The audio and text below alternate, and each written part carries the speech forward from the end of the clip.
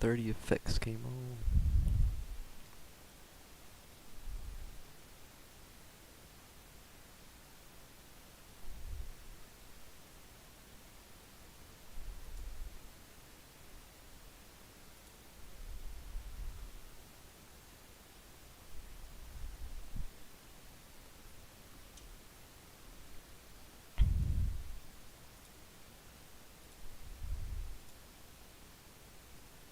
What is up, guys? How we doing?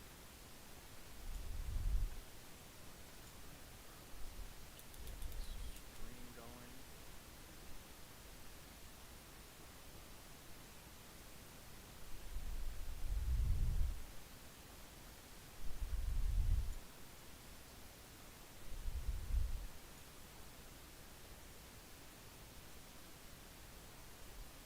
Backtrack.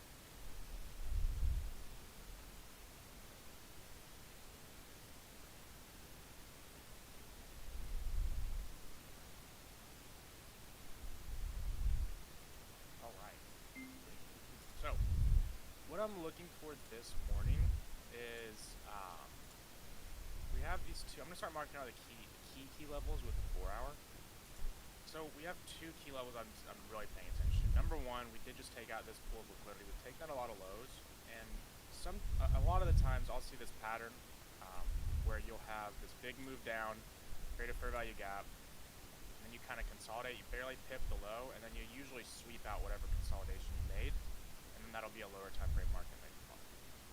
Now, the way that I confirm whether or not that's happening is how much force we come back into the range with right here, right? To see if we get some kind of power free. Now, a couple trading opportunities I see possibly playing out. Either option A, we just trade straight to this level. Then if we start to rebound, maybe a trade to the upside from there. Option B, we catch a trade up here and then maybe catch a reversal down. I don't know if that will all happen during the time we're trading, or maybe not catch move all the way up here with something off the 730. So those are the kind of game plans that I'd be looking for. But we're just going to kind of see how we unfold here. Not trying to rush into the week. Not trying to just rush to find a trade.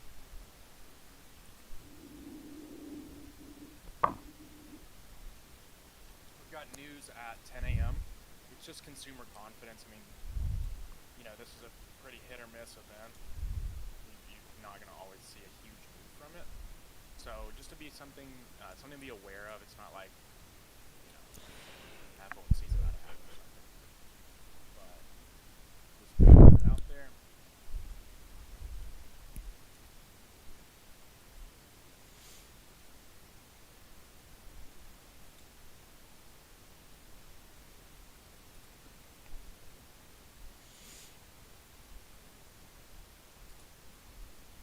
So I really want to see how we interact with this whole little leg down in price, and you can watch this fair value gap. It's kind of paying attention to these levels to see how the market reacts here, because if it doesn't, push back into the range sharply, pretty quickly, we could see just a move down to this 4-hour lower, or right here at least.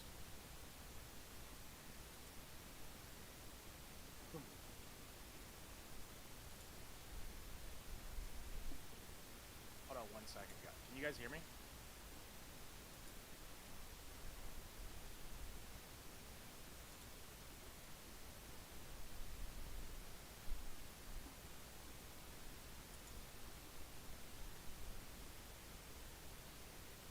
Hold on 1 second. I'm gonna go grab a water. I'll be right back.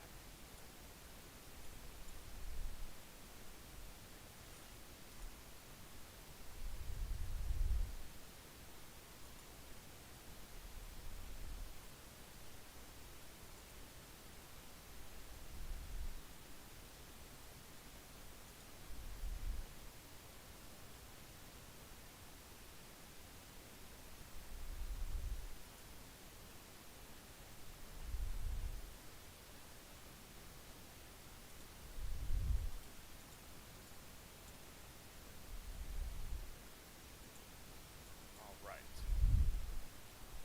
Keep this. So I would always put it in the form unless it is like private is the forum is definitely going to get hit way faster.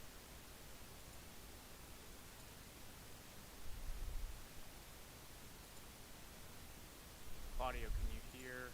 Let's see, oh yeah, thanks, Manet. Appreciate you. SMT on the M1. Yeah, I mean, I'm not really like super eager to take a trade just from here just yet. I'm not saying I won't, but the SMT alone wouldn't be enough for me to want to push a button. But I would look for maybe some kind of something further.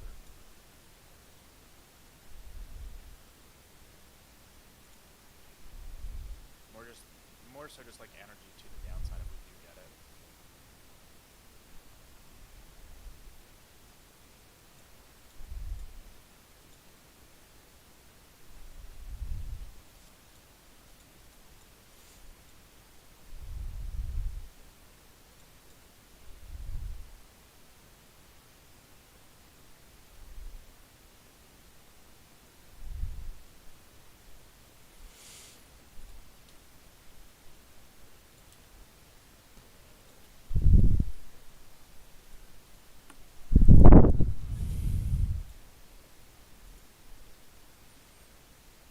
Yeah, I mean, so if it's feedback on trades, something like that, unless you really want it to be private, it's always going to be faster to put it in the forum.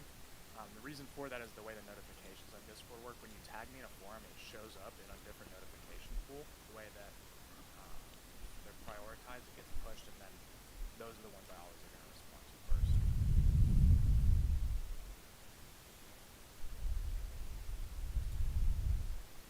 So I'm going to go ahead and take a sell with stops at these candle bodies.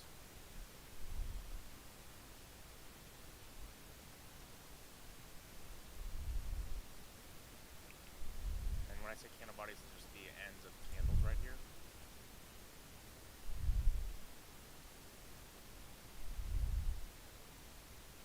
The reason that I'm putting a little tighter is just because, you know, I think if we get to that point, we likely will get to the wicks. So just kind of tightening up that risk to reward a little bit.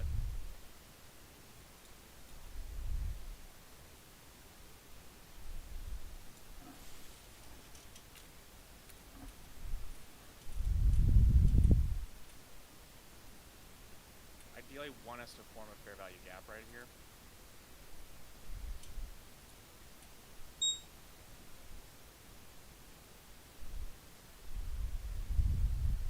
Alright, so you could take a partial off that if you'd like.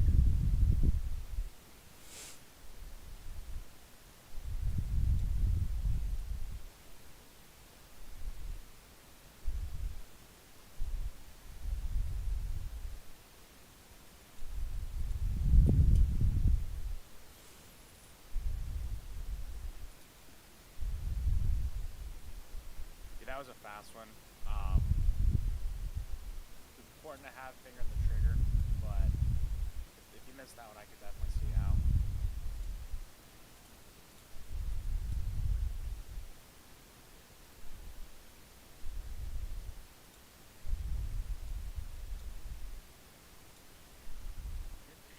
And another thing too, like I've said, if I don't say half size, it's full size. Always.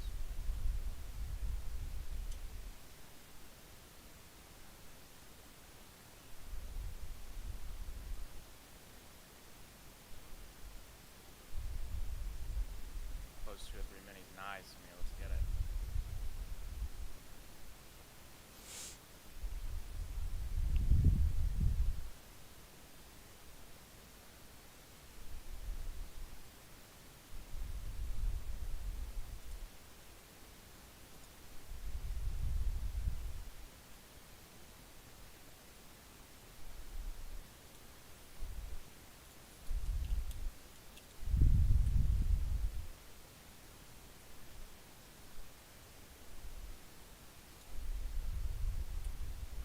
Show of hands, who did take that trade?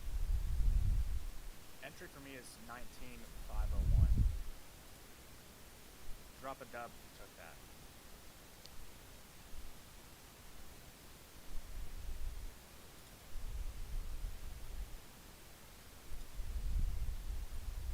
Now, definitely take some off if you haven't already, just as we're getting close to this higher time frame point. I'd move stops to entry. Tony asked what was my entry. I'll screenshot and drop it really quick. It was 19501, it looks like.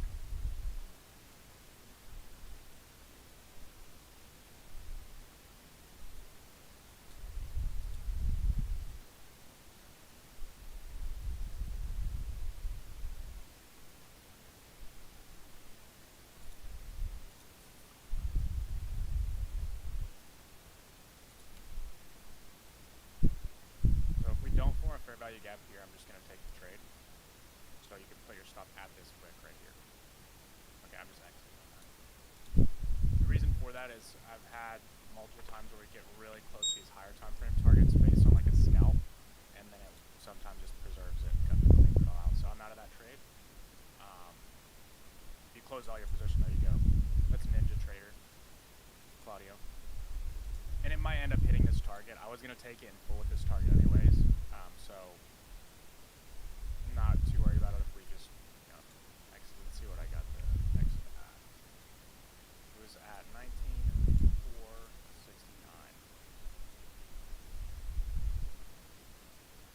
Cool. All right. So, no, I did not flip lock. Don't just start logging, please. Don't do that.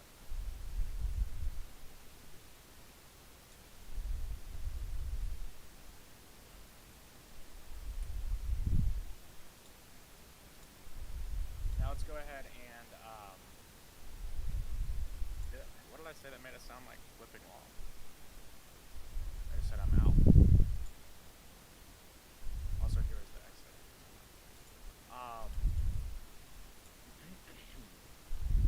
So let's recap that a little bit. So one thing that I was noticing here, overall, like I said from the beginning, we wanted to watch how we react to this 15-minute fair value gap, this leg in price right here. Because if we are going to get that power of 3, where we're going, like, and when I say power of 3, like, let's just say if we swept under these lows, all this, and then we pop back up, you want to see an immediate force if you're going to, go back up and clear this out, right? But if you don't, if nothing is telling you that, hey, just showing that we're reaching down still, that can let you just hold that overall target. So that was overall the reason for the context. And we got on and said, okay, I want to see how we react to this leg in price. There's 2 fair value gaps, right? We traded into both of them, and then on the 1 minute, there was a couple different things. The first thing that stood out was the S&T, 2 feet. That was the one you're referring to. But I wanted to see how we reacted to it. And as soon as we engulfed this up close candle, that's when I started to say, okay, I hesitated a little bit, to be honest. I should have executed right there, or I could have executed a little better right here. But we kind of got in like pretty much before the last second of this candle starting to expand. And then the overall targeting reasoning, it's probably still going to hit this target,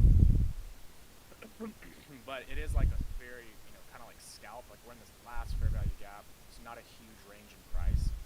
It's really easy to let these trades turn around on you. And this is a question I've been asked a couple times by you guys, like how do you determine when to hold a trade longer or not to? This is a good example of when to be a little more aggressive taking profits. You're coming up on news, you're coming up on a much higher time frame target. Like if you enter the trade on a 1 minute and you're coming up on a huge, like this is a big target, it's a daily fair value gap, really just a huge clean low. Sorry, excuse me. A lot of times the market will like to play around with that and then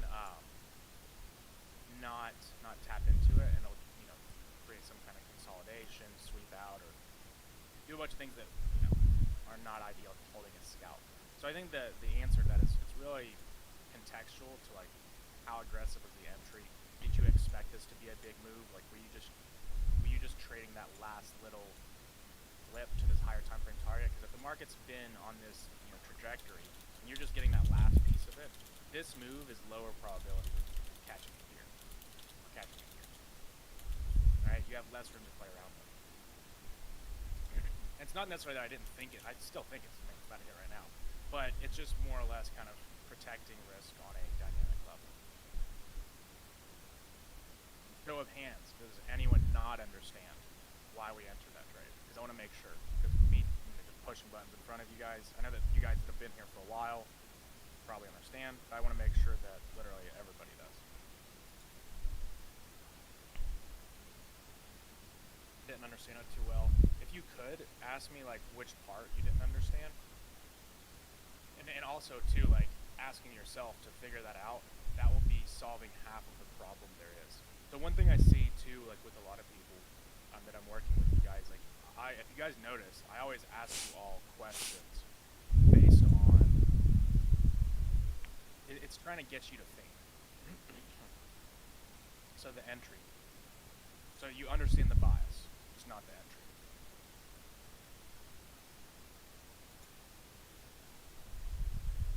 So for the target, that was what this was determined before the market, and the reason for this target is I look at the market like this: like if we displace through this low, create a fair value gap, and then push through again, like where is the obvious area?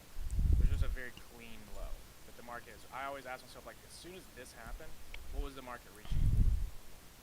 Okay, well, it went through this low and kept continuing. So if it went through this low and wanted to go farther, where else is it going to go? We've already cleared out those lows. This is the only one left. You always ask yourself, like, what is the market reaching for? If the market's displacing, what is the target that we're reaching for, right?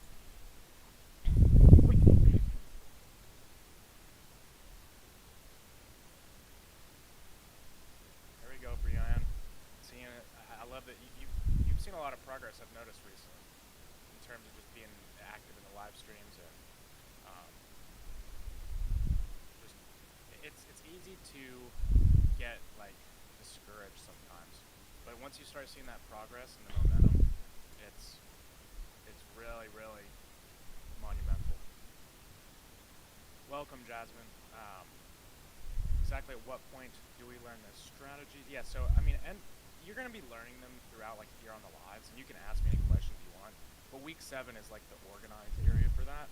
To be dead honest, you will learn how to build your own edge as you go as well. But the actual direct strategies are in week 7. But I want to work with you on building your edge too. So if you ever have any questions, post in the forum. And we could work as we go. So Movar, the entry. So you said, I think you pinpointed, you focus too much on fair value gap. Now, that's not necessarily a problem to do that. That's not like bad. But, you need to make sure that, like sometimes you're going to miss a trade. Like if your model is just using fair value gaps, okay, well you probably missed a trade. But I would question and say, okay, what is the reasoning for that? Because a lot of people, they'll have reasoning that they haven't really processed on a deep level of thought. Like some people will say, well, I like fair value gaps. Like, well, why? I just like fair value gaps. Well, why? I don't know. You see what I mean? Because it's easy for you to kind of like just make that decision and not really have like there's not much logic behind it. That's human nature. We kind of just make decisions based on our own predetermined bias, whether we realize it or not. That's just literally how the mind works. But you have to get good at challenging your perspectives and figuring out, well, you have to stay curious, right? I think one of the most important things is staying curious on ways you can improve. But of course, there's a fine line to that. If you don't want to just watch thousands of videos and just, just like absorb yourself into overloading education. But yeah, those are just my thoughts on,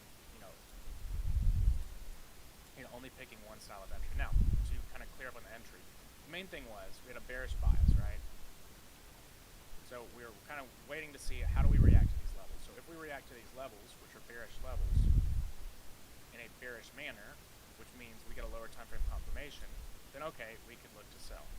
So we got a bearish SMT divergence, meaning that NQ made higher highs while ES made lower highs. Also, let's watch this market too. I want to see how it's going to react here. Interested to see.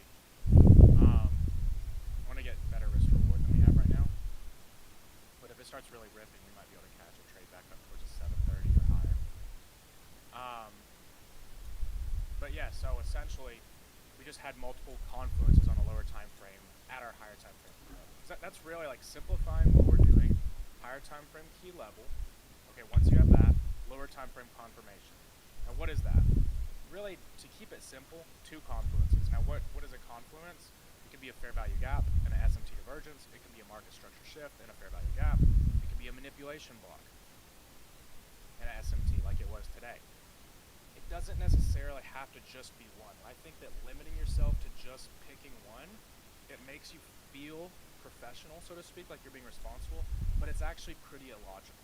And it will allow for very little trades, and what's going to happen is when you set rules like that, you go out in the market and you try to follow them, but eventually you break them. And then what happens there is more detrimental than actually, maybe a loss or whatever that you take. It's just that you're starting to build the habit of breaking your rules.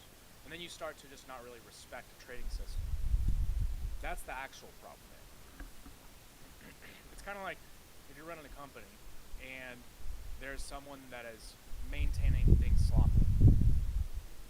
Well, there are two problems there. There's the direct problem, like whatever is being ignored, but that's actually the very least of the problem.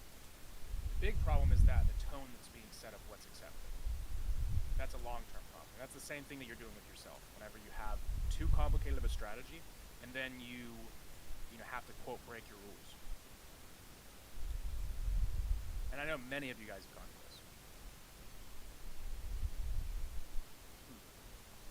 I like that a lot, Catherine. That's a really good plan of just learning. And that's just a very great sign that you have a high level of self-awareness. And I can go ahead and tell you guys, like, if there's to operate at a high level at anything, you have to have that self-awareness, and you have to be able to challenge your perspectives and look inward more than outward. Because like just getting all of the information is just step one. You have to kind of go out, test, see what works, see what doesn't, and then you'll be able to say, okay, like this is where I need this is the opportunity for me to get better. This is the area I still don't know. Come on, NASDAQ, run without me.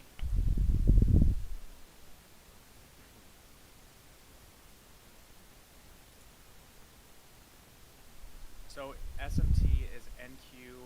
So yeah, like if ES makes, so like notice right here, how we made a higher high on NQ, but on ES there was a lower high. That's a sign of bearishness. Now if that happens with lows, and one of them is making a lower low and the other one isn't, that's a sign of bullishness. But you only want to compare that, or I guess you only want to use that whenever you have a framework, which is that we're in some kind of higher time frame level.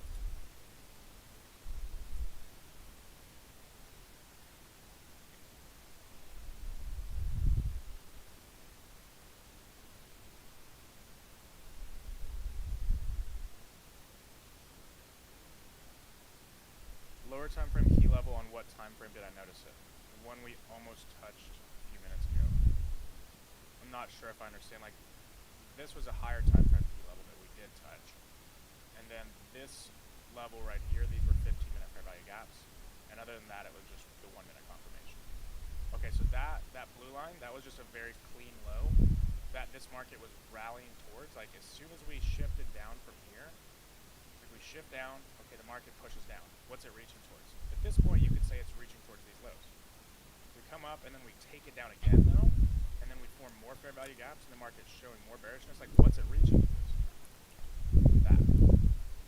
Does that logic make sense? Like is that a light bulb for some of you guys? Like that logic, like what is the, if the market's like, oh, I gotta get to something, right? You have a fair value gap and then there's like, oh, up here there's these highs. Market, it might not hit that in that exact leg. This is where the market's reaching. Like you have to think like that, because that's how you're going to be able to rationalize continuations and understand like why they're occurring.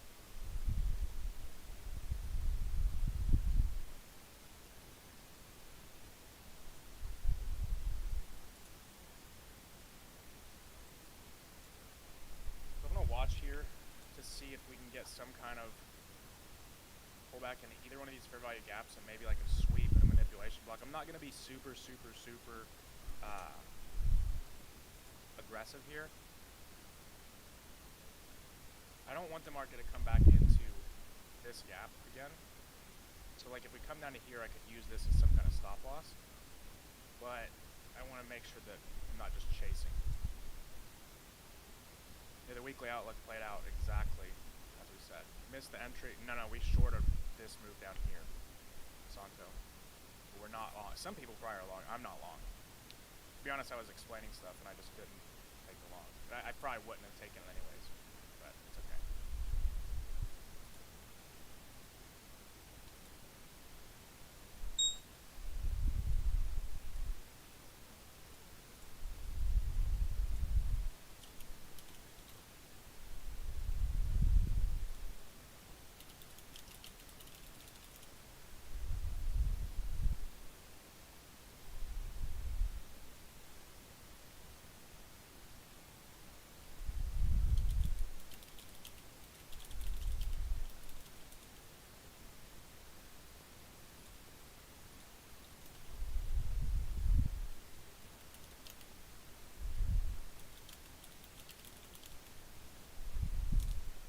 So right here, what I'm watching for too, something else to pay attention.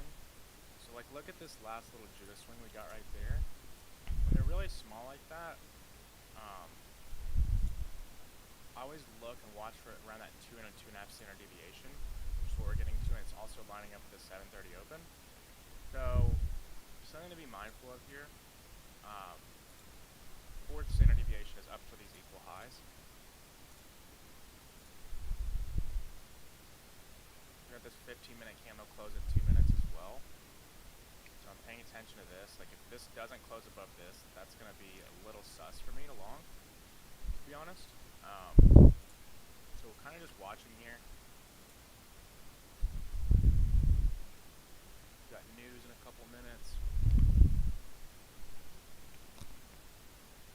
One thing I'm always very, very mindful of is if I miss this entry, I'm very, very critical of entering like later on. Like it's kind of like I ask myself, well, if I was in that first trade, would I feel comfortable scaling in here? And you'll find that most of the time the answer is no. That's a better way to mentally reframe it than like, oh, I'm gonna miss this trade. It's a really, really powerful kind of mindset reframing. And it's the same goes for like taking profits early. You could be like, would I like let's say if you're in a long, would you say would I sell right here, like to take a short? What's the confidence level in that?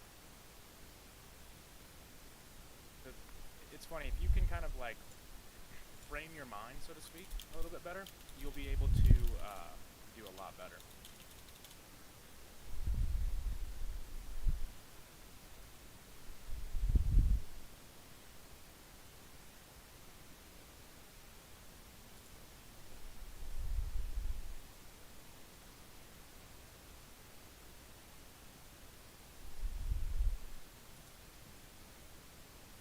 Bad to use NVIDIA earnings to trade aftermarket for NQ. I mean, I wouldn't be trading aftermarket. It's not bad to like use the earnings and stuff like that as like logic. If that's what you're asking. But I wouldn't be like, hey, trust me, you don't want to be, don't be fucking around during NVIDIA earnings. That could be really bad. What do I think about a 5-minute unicorn?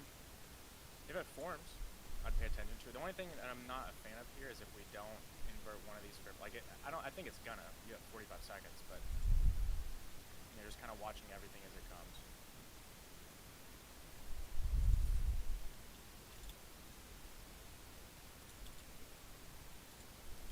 Yeah, I posted the video from Sunday. It's in the course portal.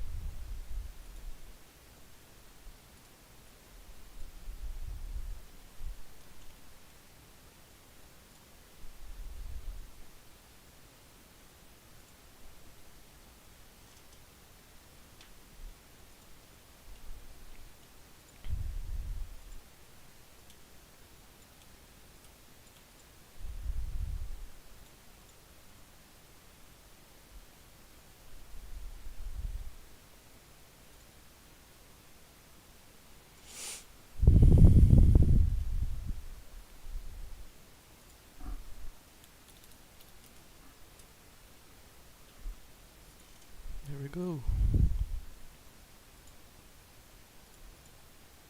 News is news, and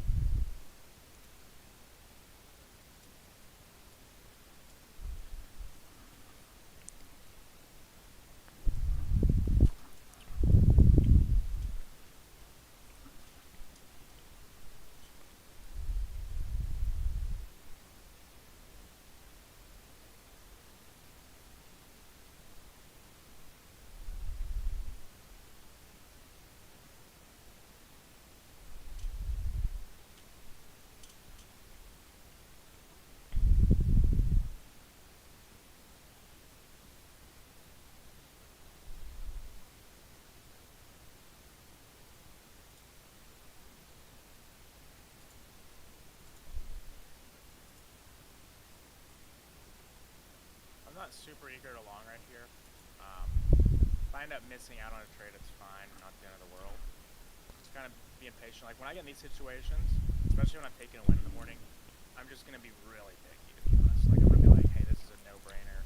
You're gonna regret not taking this, and I don't really see that. And also, again, fuck, I need to change. I don't use EMAs. Okay, they're just default on NinjaTrader. I never ever change the shit on it because I don't chart on it. So please don't let that make you think that. Okay, so another thing, SMT, yes, it is the Wix. Isn't that a turtle soup? Here's the thing. This is a huge thing. If you're like, okay, let me ask you this: why would we be looking for turtle soup? Because if you don't have that, like that's not like this. I can teach this. Like, okay, cool. Here's a turtle soup, right here. If this is what mattered, bro, we're all fucking trillionaires. That's fucking easy. You could teach I could teach a 7-year-old to find that. Dead ass. You could be like, hey, every time this nice blue block gets engulfed by this black block, cool, push this button. Like that's just, you're gonna get fucked trading like that. You have to have like the actual context and the logic behind it. It's just how this game works. So I just want to be very clear. I see that's probably the number one thing that I think like intermediate traders struggle with is just getting that through your head, because your brain, I recommend that everybody in here read the book called Thinking Fast and Slow, because it will literally make you realize how apt you are to just making decisions based on ease or bias. Because like all of us want to have some kind of system where we don't have to think, because your brain goes with the path of least resistance. But this is just not reality. It doesn't work. It just doesn't. I promise.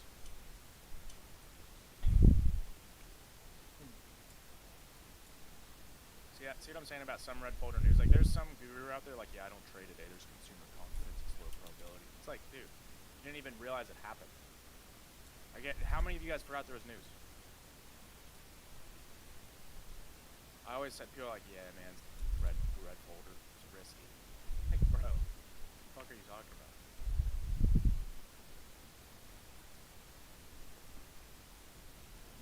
So I'm watching this 5-minute fair value gap because, like, if anything, I'm almost looking at this more like 5-minute for overall bias here. The 15-minute hasn't really convinced me just yet, mainly because the way we're reacting to this fair value gap. But I want to see how we react here. Like when I look at this chart, this is another way you can always ask yourself. And some of the ICT cultists, there's not really any in here, but in the world would literally cut my throat if I said this. And this is how the market works. I don't care what anyone wants to say.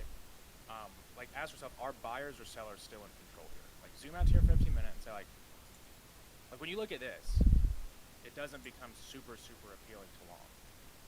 Now I'm not saying you can't ever long when it's like this, but you need to go through your time frames and be like, okay, like, is there a very clear signal or indication that the overall tides have shifted? And like for me, what that is finding a time frame where like on the 15-minute there isn't, on the 5-minute there kind of is, but what would really make it? Well, if we trade under this fair value gap, this unicorn, right, and then really start pushing again, because that's like that double layer. Now, if you don't get that before it hits this level, that's okay. Like we already caught a trade. You don't need to catch every single move. But getting in the habit of really analyzing each decision you make and making sure that you're making quality decisions, that is going to be the hard part of this game. Because waiting for those good trades is like watching the grass grow. It is. It genuinely is. It's boring. It's how good trading works, though. You have to be equally as patient as you are decisive. That's why it's so hard.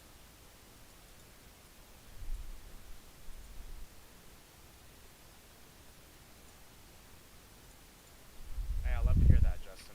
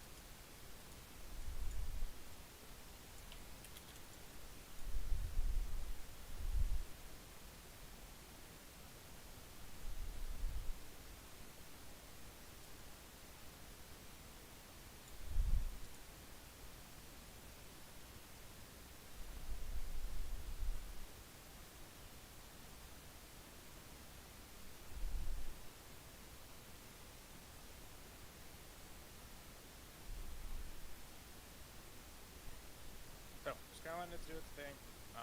And this is like, I saw somebody ask about power of 3 in the forum. So if we have like something like this is where you would look for possibly a power of 3. Like you're consolidating, you've got some kind of level, you want to watch how you react. Because you ideally want to come out of that very sharply.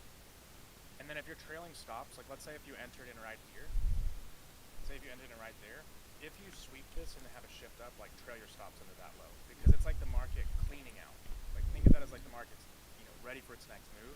And if that happens and then it stops you out, usually it's, the market's going to reverse. Not always. Like sometimes you'll still get an early stop out. You can also look for SMTs to trail stops as well.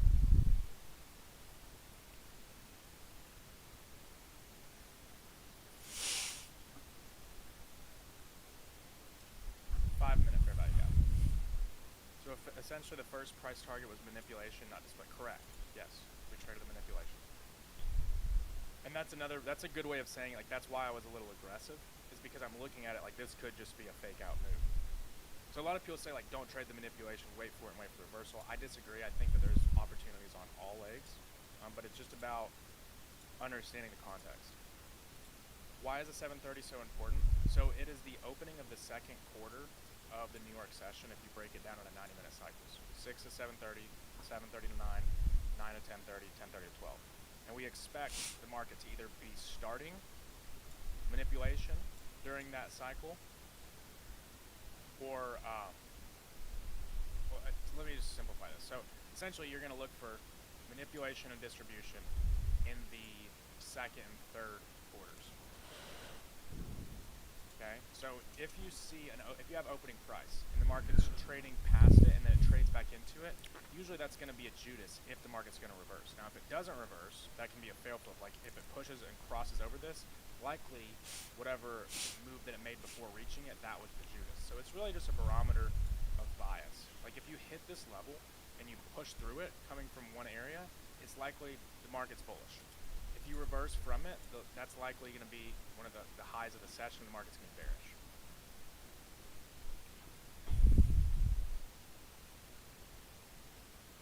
Claudio said, but if we are bearish, why would it be a manipulation dive? So where did we say we were bearish on today's session? The bias was watching for which level hit first, and then if anything, it would have been bullish because I said we're likely to sweep up into this level. Does that change the overall bigger picture? No. But you could be bearish on a 4-hour and still get a couple bullish days. See what I'm saying? Very important. Good question. If you were in that long, if I was in that long, my stops would be right here. Because I'd look at this as a breakaway gap. Right here. So I wouldn't want the market to revisit this. So I'd put my stops at that candle right there. If I was in a long. I'm not. But yeah. Yeah, the 730 is a fucking game changer.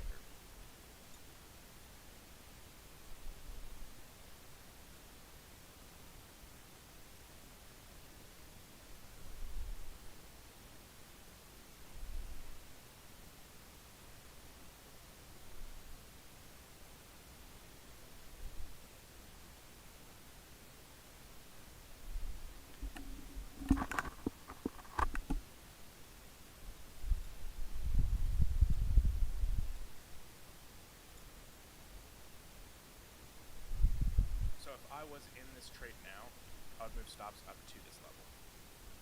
Right here.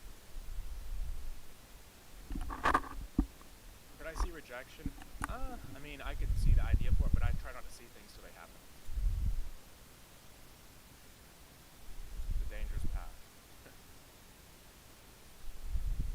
For the trailing stops for you guys, if it were me, I would just put it right here.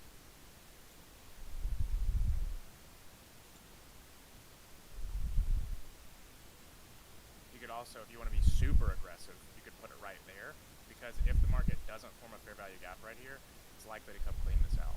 That's, if you have a plan to hold it longer, and then right now I'd move it to the bottom. So see, it's like if you think that you're going to form a fair value gap, you're on this candle, set a stop. So if the market doesn't form a fair value gap, you're out. Once it forms it, move it to the bottom of that candle. Now that's a really aggressive way of doing it, but So can I repeat today why we're bullish? So again, pay close attention. This is gonna be the last time that I say this. So when we came into the market, we had taken out this level of liquidity, and we hadn't reached this one, and we had this one. So we have two areas that we could trade to. Okay. So we said, and this is posted in the trades analysis before, just the levels were. Once we trade into one, if we trade into this level, and then we reverse from it, that is a sign of bullishness. If we trade into a higher time frame key level and a lower time frame sweeps away from it, that's a sign of bullishness. You're not going to be bullish until you have a reason to be bullish. So like, if you're wondering, oh, like, well, how did we come to the market at this time? And we didn't. We waited for the market to print to tell us. Your job is not to predict the future. Your job is to watch and act based on what price tells you, not what you think it's going to tell you before it happens. And a lot of people struggle with that concept because they're like, well, that's what trading's all about, predicting where the market's going to go. And it's like, I mean, yeah, but you do that based off of the market reacting to certain levels. You don't try to predict the market doing what it takes to confirm your trades. The only time you try to predict something is when you enter a trade. That's it. You don't try to predict the other steps. Since I'm not in, what is the move I'd be waiting for? So to be honest, what I'm waiting for is to see how we react with this. If we reacted to this and got a really bearish move, I'd maybe consider selling it. Or, let's say if we push up to it and we possibly get some kind of opportunity to trade up into these, like if we don't react bearishly, that would be the other move. There's a good chance I won't take another trade though. Very good chance that'll happen. And that's okay. I'm happy with, a nice win and just to end the first day of the week.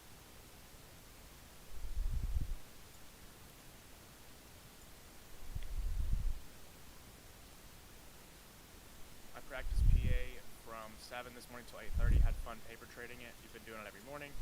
That's good, but honestly, I'd be careful with that because the price action at that time is going to be different than actual trading.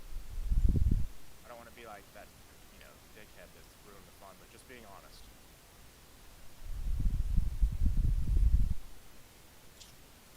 Yeah, it's just, it can work.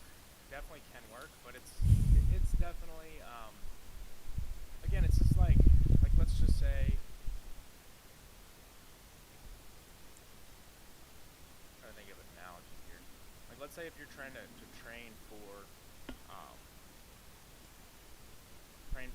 the bodybuilding competition, and you're trying to put on weight, but you decide you're just going to run and do CrossFit for an hour and a half before you are going to, try to have your weightlifting session because it's fun. Like, there's some logic in that, but it's kind of like not supporting the main goal. You know what I mean? It's like we're like, hey, I want to start running 10 miles, 20 miles a week, but I'm trying to gain weight. It's like, well, it's not necessarily like a bad habit or horrible for you to do, but it doesn't support the goal that you're actually seeking. It's really important to understand like where you're rowing because anybody can row a boat, but effective people know where to row the boat. And I know it sounds like, wow, what a mind-blowing concept, but it's true. It's most people don't understand how to prioritize things or put full focus on one thing.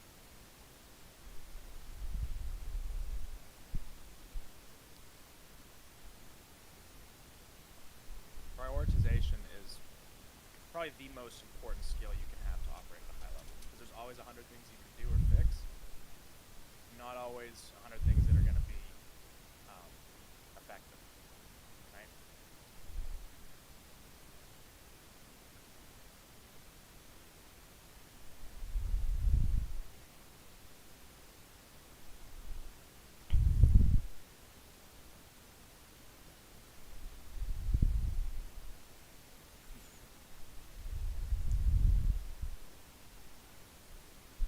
Interesting to see here, we're kind of at a pivotal moment. Like the way I see the market right now is we're at this last little line of defense. We're at the 730 open as a fair value gap.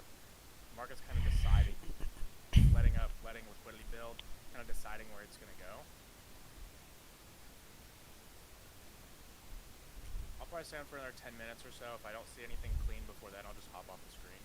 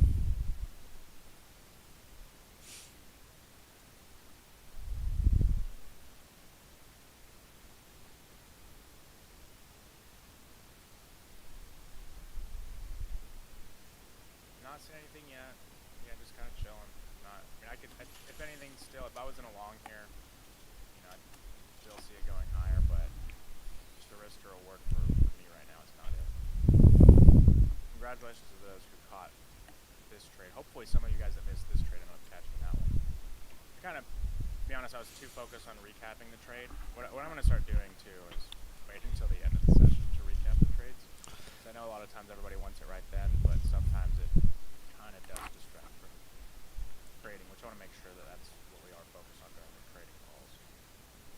That's my fault.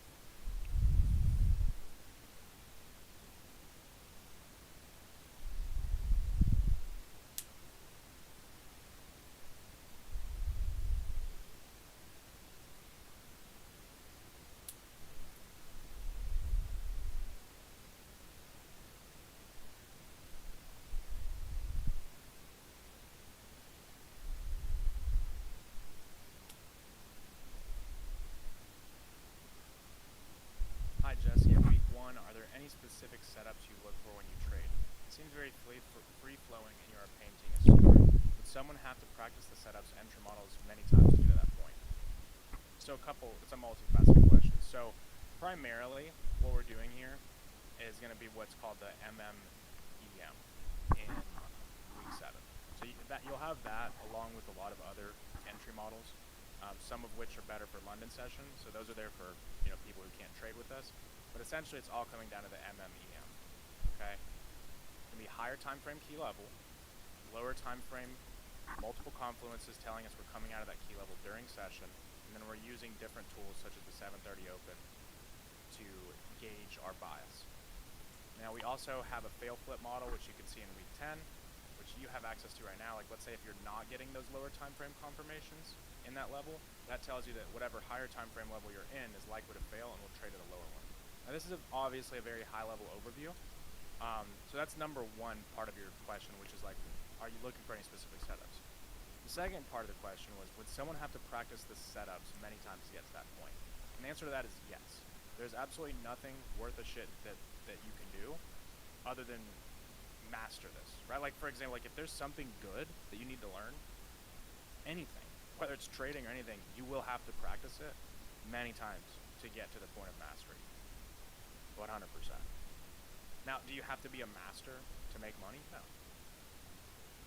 You just have to have a pretty strict system, gain a basic understanding of it, and the biggest part here, and everybody that is here, that has gone from being unprofitable to seeing success can tell you this, it's just controlling yourself. Because essentially what you're going to learn here on these live calls with me, in the program, all of that, you can learn fairly easily compared to the difficulty in actually going out and doing it. And that's why I try to sit with you guys multiple hours a week, coaching you guys through the actual real life endeavor of trading, not just saying, oh hey, here's your video, here's this, it's really easy, go do it. Because it's not. Like, it's not. What's difficult is actually applying things.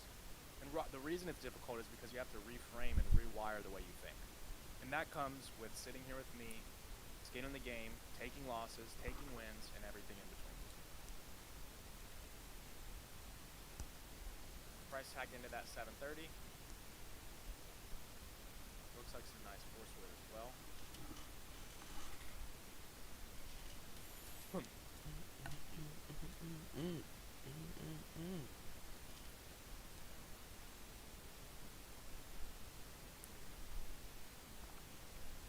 So notice right here, there's some SMT, pretty gnarly SMT with ES and NQ.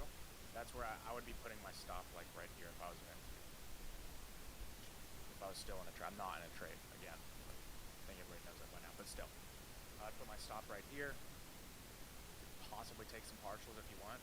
Just like a little bit, and then leave the rest for the full target.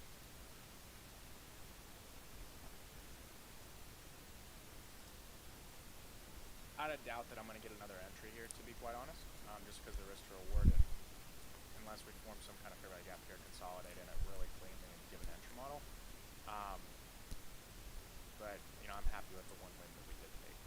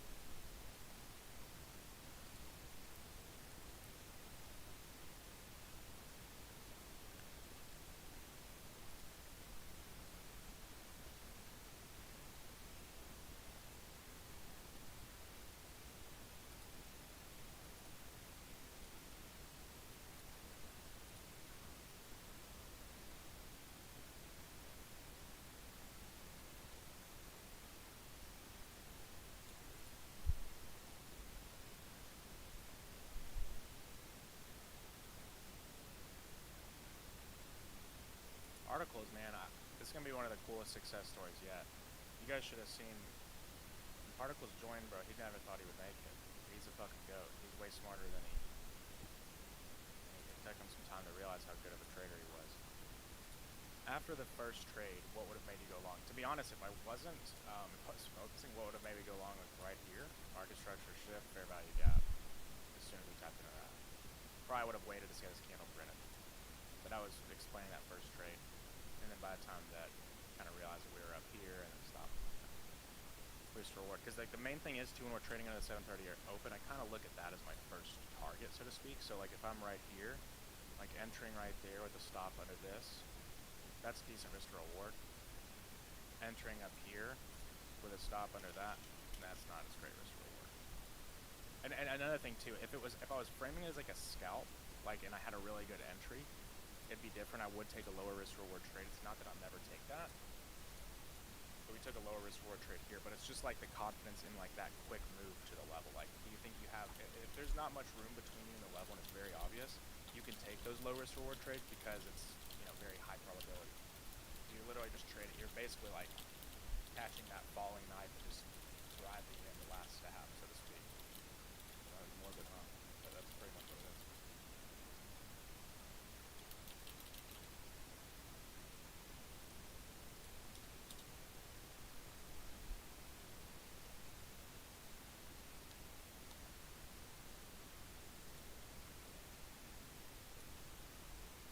So the first trade was, I think it was 501.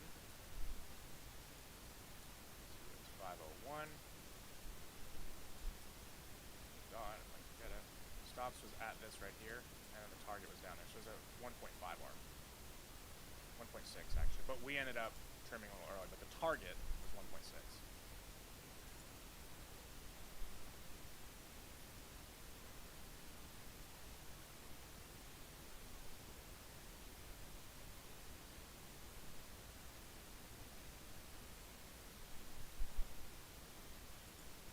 Correct, Max. That is the concept I was speaking about last week. But I would draw it like this, the whole area right there. But another thing is you want to make sure it happens after a fair value gap, like right here.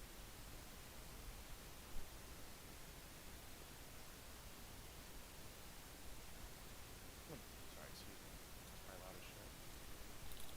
Possible market maker sell, I wouldn't be looking for the market maker sell right now. You're displacing through the opening price, reaching up towards here. Like, don't try to force things. Market maker sell, ideally, what you'd want to have happened was when we swept into this, you would have wanted something like this. Boom. You don't want it to be like displacing through it. This is another thing I see a lot of people do. They'll be like, oh, well, what was wrong with this market maker sell? And then it's like, well, you're pattern trading because you're not using this as a reversal point. The market clearly displaces through it, and you're just looking for any reason for it to reverse. The market's bearish and needs to react to this level abruptly. That's the whole point of using it.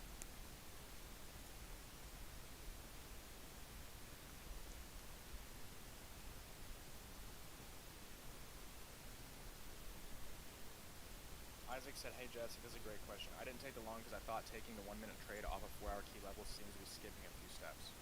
Well, the 15 minute at that time wasn't fully bullish. And that's kind of why I was a little bit hesitant to scale in, or, you know, I'm not scale, I'm sorry, chase the trade, so to speak, in a healthy way.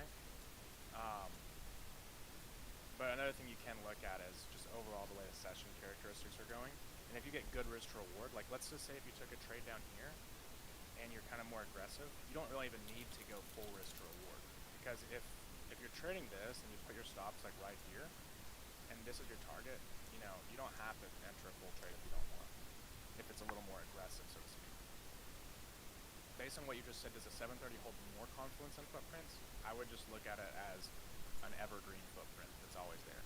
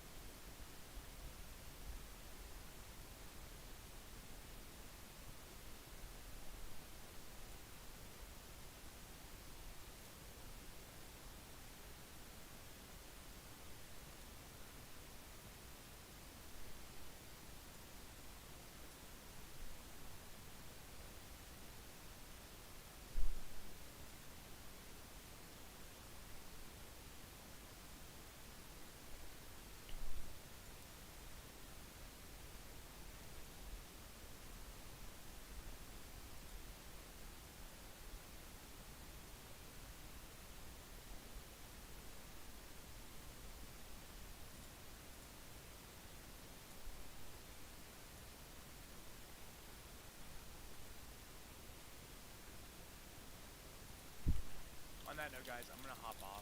Just close on that one win.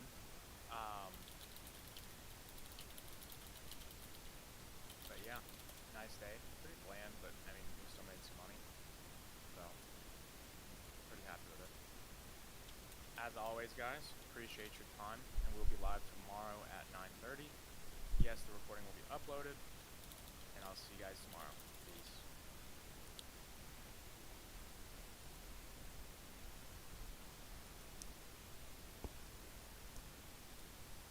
Yeah, final target was hit for the long. Let's go.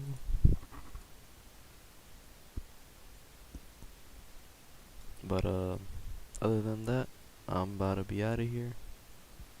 Cause I wouldn't know where to take. You know what I mean? I wouldn't know where to take this after this. But yeah. Hope you guys enjoy.